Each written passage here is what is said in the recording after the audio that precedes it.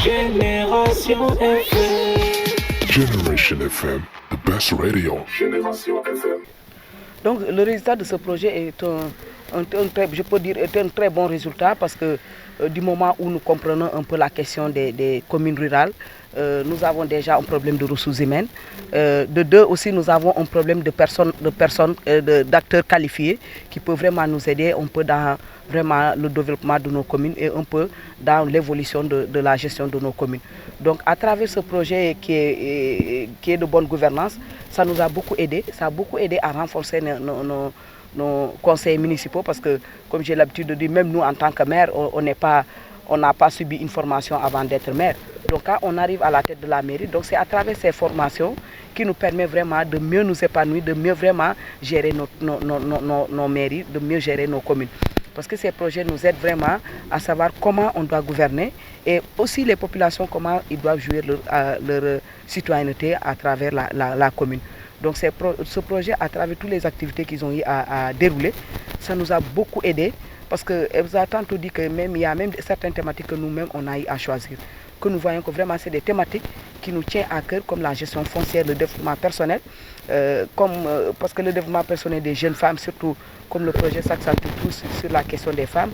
Les jeunes femmes, il faut qu'on les forme pour au moins assurer la relève de demain. Parce que nous qui sommes là, nous n'allons pas rester ici continuellement. Demain, il faut qu'il y ait une autre relève. Et ce que nous n'aimerons pas, qu'on soit encore là dans l'éternel recommencement. Que cette génération qui va arriver ait encore un besoin de formation et un besoin de tout un tas de choses. Parce que les projets qui arrivent, ils ne vont pas rester là éternellement. Ils vont partir. Donc, autant former vraiment les gens pour que demain, à chaque fois que cette relève arrive, qu'ils soient bien formés, qu'ils soient bien informés de ce qui se passe. Et aussi sur la question foncière que vous comprenez un peu, qui est vraiment une question très sensible au niveau de nos communes. Donc c'est bien de sensibiliser les chefs de village, sensibiliser les acteurs qui sont sur le terrain pour que vraiment les gens comprennent les tenants et les aboutissants, pour ne pas qu'il y ait à chaque fois, parce qu'à chaque fois on entend que c'est les maires qui sont en train de dilapider les terres et autres. Et alors que moi c'est ce que j'ai dit, si un maire vraiment suit la logique des choses, le maire est à la fin. Donc le maire ne peut rien faire, le maire ne peut même pas délibérer 1 mètre carré s'il n'a pas l'accord des populations, s'il n'a pas l'avis des détenteurs terriens. Parce que nous on tient vraiment à cela et l'État même nous appelle à ça, à ce que dans cette gestion de foncière, impliquons tous les acteurs pour qu'il n'y ait pas de problème. Et moi à mon niveau c'est ce que j'ai toujours fait. Donc quand on dit que le maire m'a appris telle chose, donc on ne le fait pas. Je ne peux pas le faire, je n'ai même pas la facilité de pouvoir le faire tant qu'au niveau de la base, tout n'est pas réglé. Donc jusque-là, c'est vrai que, comme on l'a si bien dit, les pesanteurs socioculaires sont toujours là.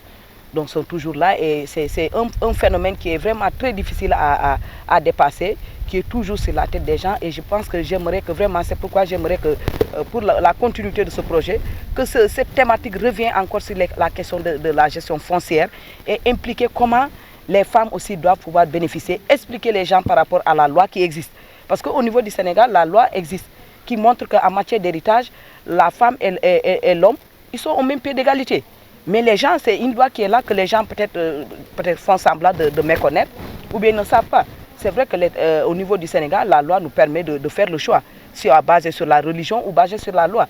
Donc si on le fait, si c'est basé sur la loi, donc tout le monde est au même pied d'égalité. Donc je pense que c'est le moment pour vraiment vulgariser cette information, montrer aux gens, montrer à nos frères que vraiment, ce n'est pas parce que vous êtes l'homme de la famille que vous devez bénéficier à vous seul sur les terres. Et j'ai l'habitude de dire, nous avons ici des femmes, vraiment, ça ne pouvait même pas poser de problème. Parce que quelqu'un comme moi, je me suis mariée, je suis dans une famille où ils ont beaucoup de terres. Si j'ai besoin d'un espace minimum, ça ne peut pas arriver à 10 hectares. 2 hectares, 3 hectares pour un besoin, un simple besoin. Si je vais voir mes frères, je le demande, donc j'aimerais que vous m'octroyez 2 ou 3 hectares, je pense que ça ne devait pas être un problème. Je ne vais pas rester là à dire, voilà, donc comptabiliser tous les terres et on va se partager.